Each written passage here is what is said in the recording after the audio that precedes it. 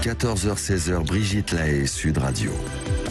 Et oui, il fallait bien être deux pour vous donner le mode d'emploi face aux manipulateurs. Ça s'appelle Affirmez-vous face aux manipulateurs. C'est aux éditions Odile Jacob et nous sommes avec Odile Darbon et Frédéric Fanger. Bonjour Armelle. Bonjour. Merci d'être avec nous Armelle. Alors vous venez de quitter votre compagnon qui était manipulateur. Alors, mon mari. Votre mari. Oui. Oui, je l'ai quitté au bout de 15 ans. J'ai mis le temps pour comprendre, beaucoup de temps. Et en fait, je l'avais déjà quitté 4 fois revenu parce qu'il me promettait qu'il allait changer, que j'étais la femme de sa vie. Et moi, la femme de sa vie, ça me parlait. Ça me parlait tellement que chaque fois j'ai cédé. Pendant une semaine, c'était bien. Puis à la fin, c'était une journée. Et puis ensuite, les manipulations recommencèrent. Donc, je ne sais pas si on a vu des manipulations, c'est-à-dire j'ai l'impression d'être au bout d'un élastique. Alors, on va essayer d'utiliser la méthode Fanger. Donc, il vous dit, tu es la femme de ma vie. Donc, la question qu'elle aurait dû poser, c'est en quoi je suis la femme de ta vie. C'est ça, Frédéric? Est-ce que j'ai bien compris la première leçon? Oui, Brigitte. Qu'est-ce qu'elle dirait, Armelle, à ça? Qu'est-ce qu'il disait, votre mari? Non, mais moi je répondais pas justement à cette époque. Je n'avais aucune assertivité, je sais plus comment on dit. Assertivité, affirmation de soi, c'est affirmation de soi.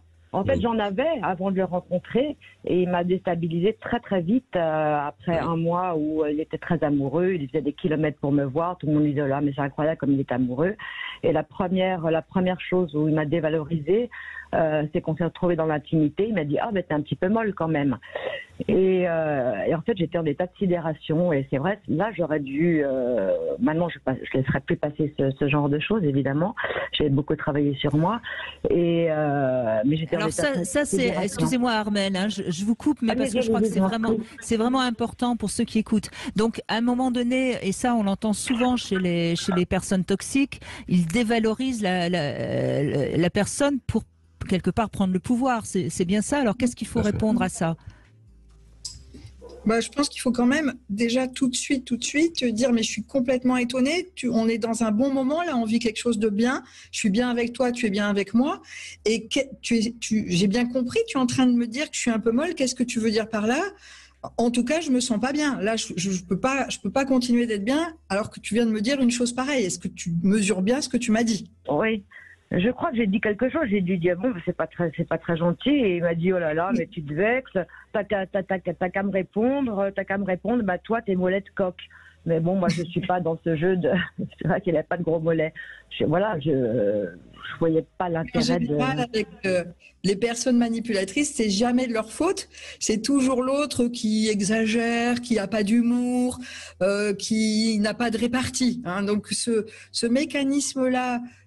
Une fois, c'est possible, mais répéter, je pense que c'est un bon indice. D'autant plus que je suppose que si vous, Armelle, vous lui avez dit « Oh, mais t'as vu comme t'es mou aujourd'hui », je ne suis pas sûre qu'il aurait eu de l'humour ou de la répartie, non ?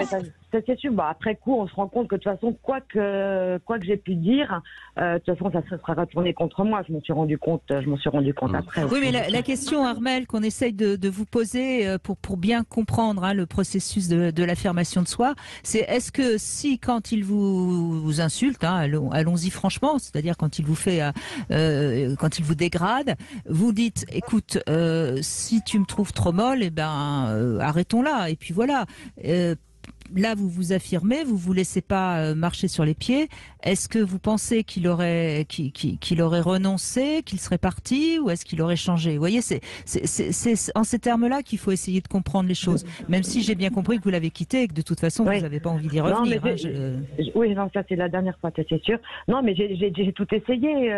Une fois, on vivait avec ma mère, il s'était mis avec ma mère contre moi en disant votre fille, elle n'est pas facile à vivre. Je pense qu'elle elle est ci, elle est ça, elle devrait aller voir un psychologue, un psychiatre, etc. Et un jour, je suis rentrée dans la pièce pendant qu'il lui disait ça et il m'a dit, et je lui ai dit, tiens, c'est drôle parce que mon psychologue me dit exactement la même chose. Et là, il s'est mis dans une colère tellement noire qu'il est même allé chercher un couteau que j'étais obligée d'appeler les gendarmes. Donc, voilà. Quoi que j'ai... Oui, là... Dès que j'essayais de m'affirmer, de toute façon, il devenait fou. Là, c'était trop tard. Là, c'était trop tard. Il était passé dans un comportement agressif, là. Il avait passé le stade de la manipulation. Pour revenir sur le tout début, ce que disait Brigitte, vous voyez, quand il vous dit « tu es la femme de ma vie », l'affirmation de soi, elle doit porter sur les comportements manipulateurs, pas sur tout ce qu'il dit ou ce qu'il fait. Ça veut dire, je vous donne l'exemple. Je prends votre place. Quand tu me dis que je suis la femme de ta vie, c'est génial. Moi, à chaque fois, ça me donne des émotions positives. Je me ressens attiré par toi, etc. Quand là, maintenant, tu me dis que je suis molle, je ne veux plus entendre ça. Vous entendez mon ton, Armelle? Vous ne me voyez pas, mais je suis droit dans les yeux. Je ne veux plus entendre ça.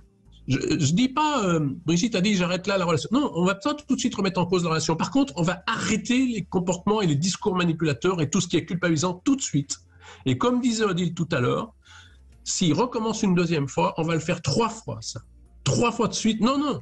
Oh, mais tu parles, tu le prends mal. Alors, je prends son rôle. Ah, tu parles, tu le prends mal. T'as qu'à me dire que moi, j'ai des petits mollets. Non. Moi, je veux pas une relation sur ce mode-là. Jusqu'à maintenant, tu as été une relation amoureuse, tu as été gentil et sympathique avec moi. Si tu deviens à me sortir des saloperies, je te préviens, je ne l'accepterai pas. Au besoin, on accompagne ce discours, on sort de la pièce. Au besoin. Vous voyez, il faut... C'est vrai que c'est très difficile de s'affirmer face au comportement manipulateur. Il faut être très, très ferme.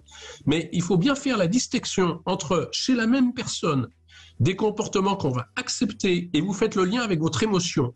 Quand tu me dis que je suis une merveilleuse femme, moi, je suis rempli de joie et d'amour et j'ai envie d'entendre ça c'est pas besoin, faut pas dire qu'on a besoin d'entendre qu'on a besoin d'être aimé, mais j'ai envie d'entendre ça parce que dans une relation amoureuse, c'est sympa d'entendre ça. Mais quand tu me dis que je suis molle, c'est impardonnable et je ne le pardonnerai pas. D'accord, oui. Je m'en rends bien compte. Maintenant, je recommencerai jamais ce type de relation, c'est évident. Donc, je suis contente que certains auditeurs qui entendent ça, parce que je me suis laissé avoir, ça c'est sûr. C'est pas de votre faute, attention. Dites pas je me suis laissé avoir. C'est pas de votre faute, C'est pas de vous votre n'aviez faute. pas les éléments. Manipuler, attention. Non, vous n'aviez pas les éléments en plus pour vous affirmer, Armelle. C'est pas le problème. Le problème, c'est que votre exemple sert pour ceux qui écoutent. Et c'est pour ça que vous témoignez, j'imagine. C'est pour rendre service aux autres et c'est gentil de votre part. Mais la question que je pose à Frédéric et à Odile, est-ce que il est devenu agressif et j'irais même dangereux? Parce que quand il prend un couteau, on peut penser, enfin, je veux dire, il y a quand même tous les ans des femmes qui meurent sous les coups de leur conjoint qui devient agressif. Est-ce qu'il est devenu agressif parce que justement, elle ne sait pas faire respecter? Ou est-ce que de toute façon, il serait devenu agressif? Parce que là, je pense que vous n'avez pas la réponse, moi non plus, Armelle non plus. Mais est-ce que c'est peut-être là... Enfin, qu'est-ce que vous donneriez comme hypothèse, tous les deux? J'en donne une et Odile en donnera une après si elle veut. Moi, je pense qu'il faut voir le manipulateur comme souvent en amour beaucoup plus faible que ce qu'il est.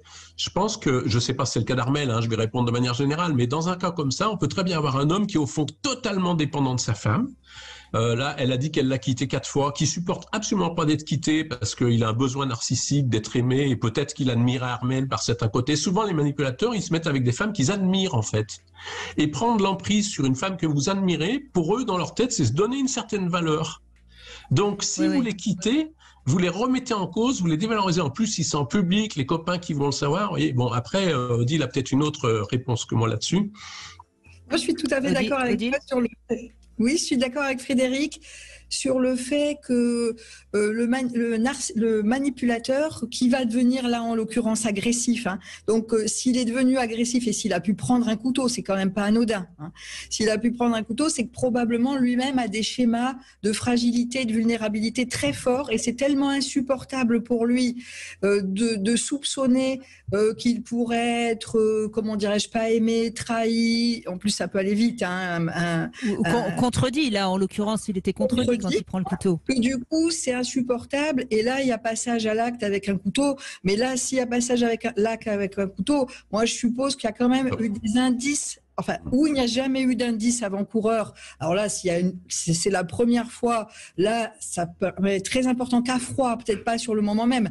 Là, quand il y a le couteau, il faut essayer de se protéger, de faire de l'extinction le plus possible, de ne plus discuter, de se protéger. Vraiment, il y a danger, et donc de partir. Et dès que la situation redevient un petit peu plus calme, de dire mais qu'est-ce qui s'est passé ? Tu te rends compte que tu m'as mis en danger. Qu'est-ce qui s'est passé ? Soit il y a un dialogue possible, admettons que ce soit un petit peu possible parce qu'il y avait un cas exceptionnel. Soit il n'y a pas de dialogue possible parce que la personne reste très énervée, s'énerve pour un oui ou pour un non. Voilà. Là, je pense qu'effectivement le moment de la rupture, il est là. Probablement il l'était. Oui, parce que le coup d'après pourrait être dangereux. Merci beaucoup Armelle de votre témoignage qui